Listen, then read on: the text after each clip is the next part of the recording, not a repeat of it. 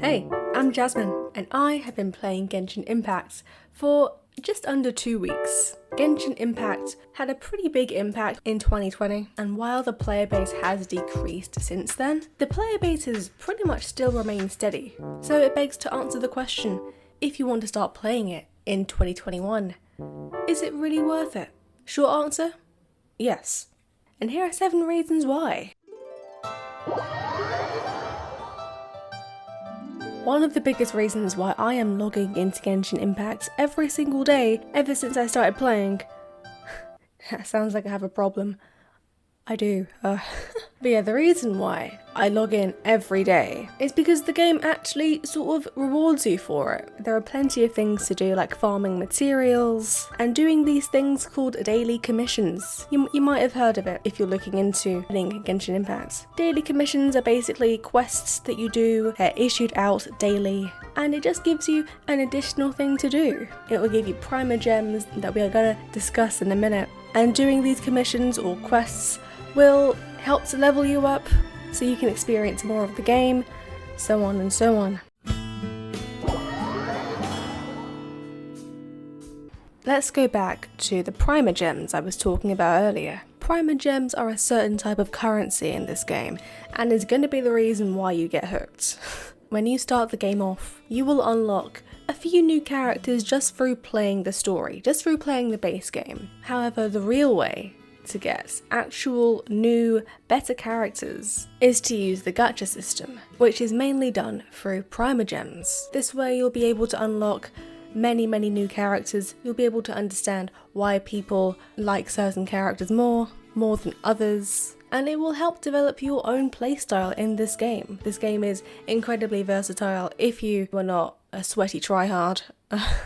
You'll find characters that you will absolutely love, and some that you might not. It's a journey to get new characters, let me tell you. And Primogems don't just offer new characters, they offer incredibly important items such as artifacts, which will help to make your characters more powerful, to put it bluntly. And if you don't want to pay real life money for Primogems, you can do that if you want to. But if you don't want to do that, playing the game will honestly give you a decent amount. This is where doing daily commissions and exploring the world of Genshin Impact is so important.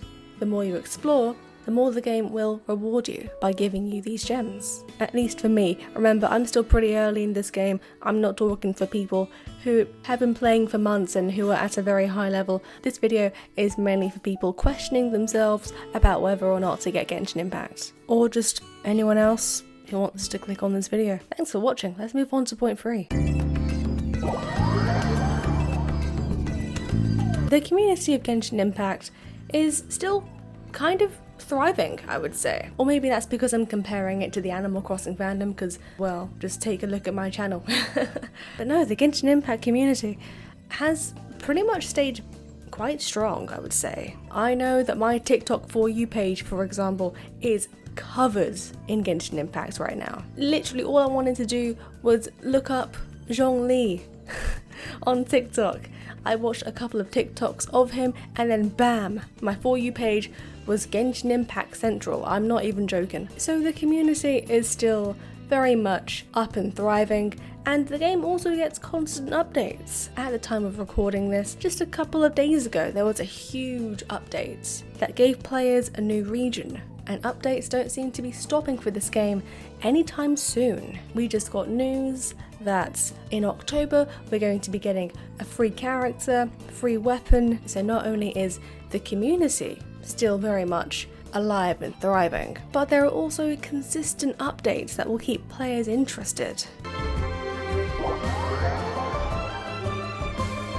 Genshin Impact is both relaxing and riveting at the same time, at least in my personal opinion. I guess that's the case with open world games. You have the option to just run around and collect materials, or you can fling yourself into battle if you want. It's a really good mix of being quite relaxing to play while also having the elements of adventure and surprise and and Basil. And this is where I go back to the point of getting new characters through that gacha system, because that way I think it makes Basil a lot more fun to have these characters that you don't unlock at the start of the game. Granted, you can still use them, but for me personally, I'm enjoying my team that I've gotten just through Primogems, just through that gacha system. It's made the game so much fun, and I think I'm starting to learn what exactly my playstyle for this game is. So while it's relaxing, it also gives you some room to think about what your next move is.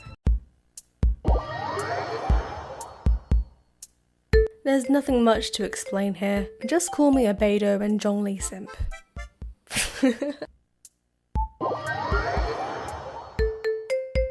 There really is no shortage of things to do in Genshin Impact. Whether it's playing co-op with randoms, yes, there is an online element that you are constantly reminded of because people keep wanting to come to your world. There are countless things to do, from countless quests to daily commissions to actually strategizing how to make your team more powerful and more OP, to exploring the world of Genshin Impact and earning more Primogems through that, unlocking teleport points, opening chests, gaining enough XP to unlock more quests that have to do with the story. There's honestly a huge list of things to do in Genshin Impact, which hasn't made me hooked to a game since Animal Crossing New Horizons release, honestly. I was so hooked onto Animal Crossing New Horizons, and now 1.5 years later, when there's not much to do for me, personally, in Animal Crossing New Horizons, Genshin Impact has taken my interest, taken me beneath its wings as I fuel my addiction of playing this godforsaken game.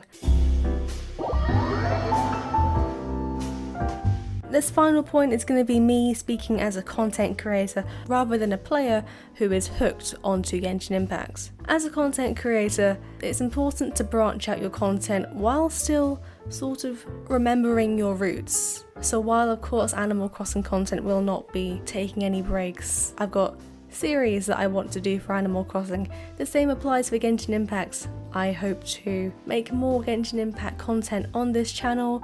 I hope to start streaming it soon, and I hope to gain, a new part of my audience who likes Genshin Impact.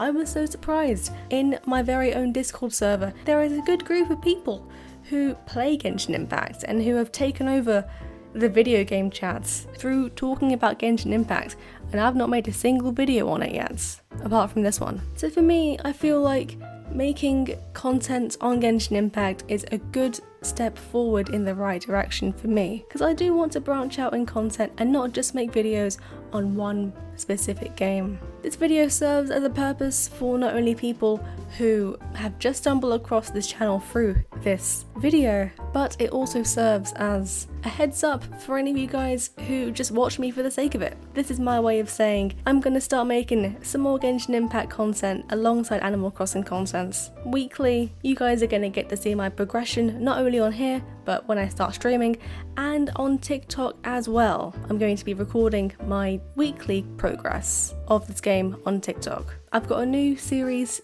that I want to make for Genshin Impact on here, which is where I main certain characters. So if you have a character that you want me to main and make a video on, please leave a comment down below. I really want to get started on making some more Genshin Impact content, and I'm also excited for carrying on Animal Crossing content, of course. But as we're on the way of reaching 20k subscribers, I think it's about time that we start branching out just a little bit more. But yeah, with that being said, thank you so much for watching, and I'll see you for another video. Bye.